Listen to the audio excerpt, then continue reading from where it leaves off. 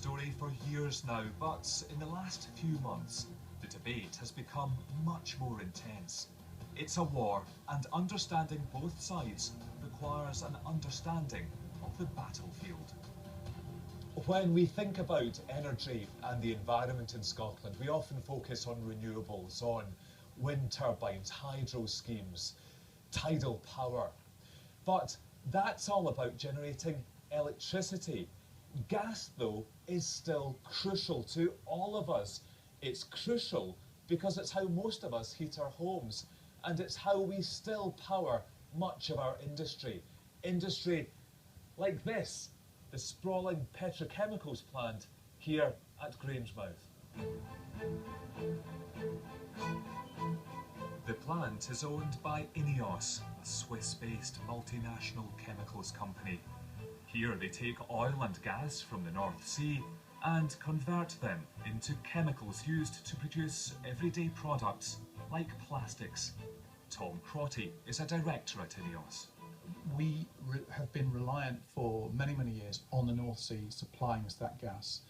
Over the last 10 to 15 years, the quantity and the quality of that gas has decreased significantly, which is not enough to run this huge plant that you see all around you.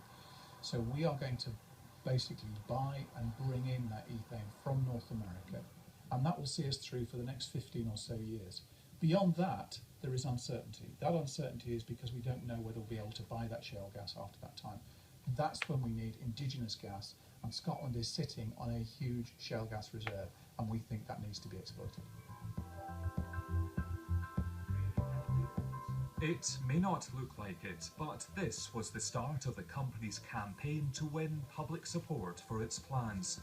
The temporary ban on fracking has given it time to try to convince us. Bosses know they must secure the backing of the people of Scotland if they're to push ahead.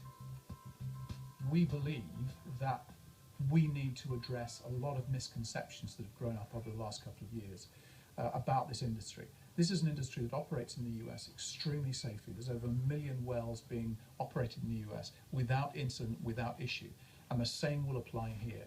The rules and regulations that we'll operate to are the strictest you will find anywhere. You know, we will have to declare everything we put in the ground. We will have to have our wells approved. We believe it is extremely safe, and we have to persuade people of that. People like the owner of this farm, which lies just a few miles from Grangemouth. Leslie Dick bought this place in 1970. It's now run by his son. For years they've been dealing with a series of different energy companies which have held the exploration licences for the area around Earth. They're in a battle over plans which could see fracking come to their farm. They've been offered a share of any profits. INEOS, since they've come on the scene this year, they're talking about giving us 4% of what comes out, but it's 4% of the bottom line. It could be 4% or nothing.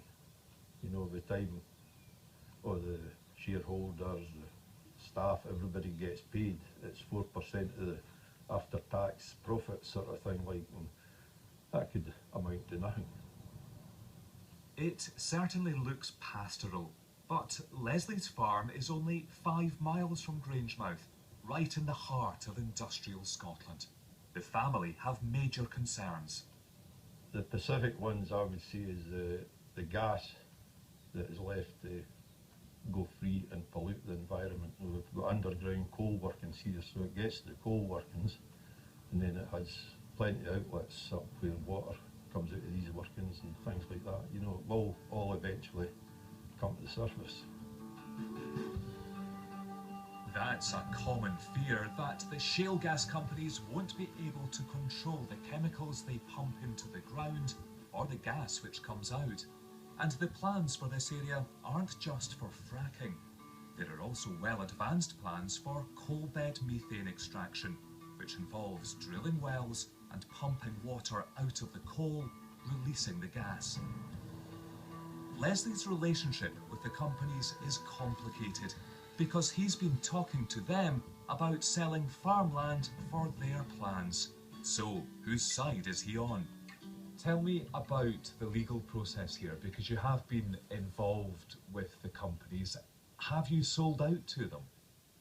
We've agreed, we've had no money, we've no exchange, there's no titles or anything being exchanged and that, like, but we've agreed about 6 sites, and that's exploratory.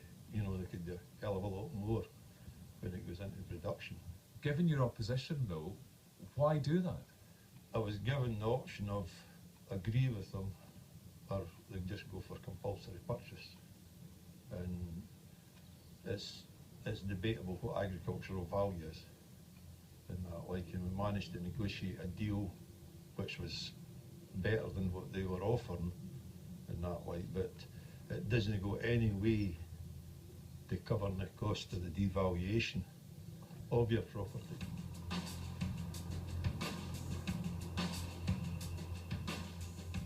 On the other side of the Forth, I hear another side to the argument about unconventional gas.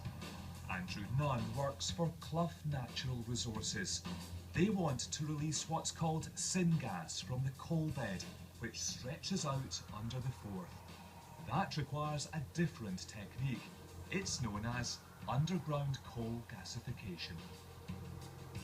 It works by drilling a number of wells into the coal, and on one side you have an injection well where you inject your oxidant, which is usually pure oxygen and steam, and on the other wells you have a production well which vents the produced gases back to surface.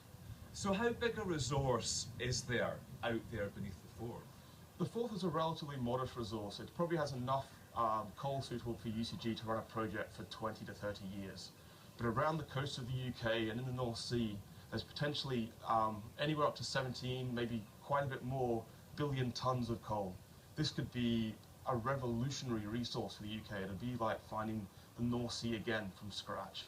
So we're starting off quite small, proving the technology, making sure everybody's comfortable with the technology, but then it can be deployed around the coast and then potentially offshore into the North Sea proper. This is not fracking, it's a chemical process, and it's not covered by the Scottish Government moratorium. But the company's plans are being opposed, and it's fighting to get its message across. There's a bit of a misconception that we're burning coal underground. The gasification process is a controlled chemical reaction. Liar.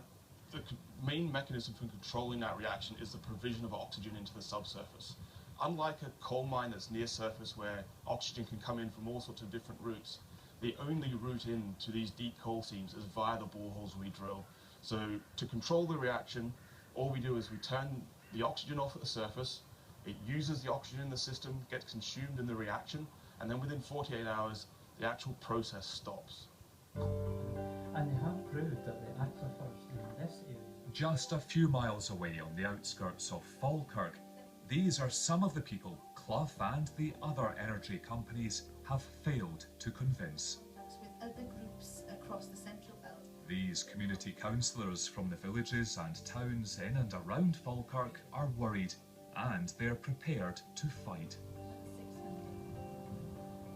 Maria Montanaro is a community councillor and local activist.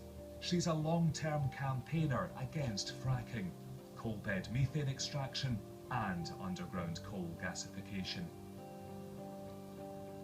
High above the Forth and Grangemouth, she told me of her fears for the future. The underground coal gasification aspect of unconventional gas is not afforded the same status in the moratorium as coal bed methane and shale. You can see there are 5 licences sold in the further Forth, 1, 2, 3, 4, 5. Even Clough Natural Resources say this is an emerging industry, which should tell people it's not proven, it's not tested. This is not the location to prove or test this industry. But I'm looking out here at a huge petrochemical plant, looking across at the Longanic coal-fired power station, one of the biggest in Europe. Isn't this area already industrialised, and don't the people who live here need jobs? It's interesting that you say that, actually, because for Falkirk, we have paid the penalty over the years for what's happening here. If you go and visit Grangemouth, for all the fact that BP and INEOS have been there, you go and look and you see a blighted community. We are paying the penalty here.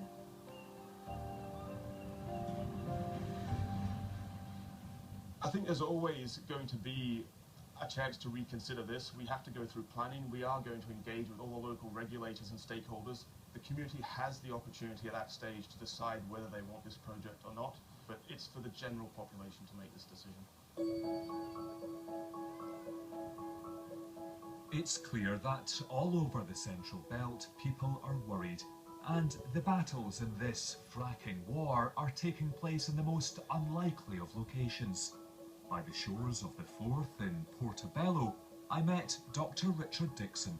Richard, why are we here? What does this place tell us about where the debate has reached in Scotland? Well, the whole of the Central Belt is potentially up for grabs. This part is one of those places where there's more resource than other places, so we could see coal bed methane, we could see shale gas exploited from onshore, and of course there are proposals to do underground coal gasification in the Forth, and that could affect everybody living near the Forth if it goes wrong. It has a pretty disastrous history around the world, it's pretty experimental, and it's perhaps the riskiest of the three technologies that are included in unconventional gas. And so that's a real threat to anyone living near the Forth, a real concern. And I'm glad to say that people in Portobello are very much up in arms about the idea that any of those technologies could be coming here. Hard to believe, looking at this quiet scene beside us here, that this is really the front line, or one of the front lines. It is, and you know, the Forth is valuable for tourism, it's valuable for industry, there's lots of shipping that goes up and down, and we're putting that at risk for a very small amount of energy that may or may not ever appear, which will probably never be cheap. That doesn't seem worth it at all. Last year, the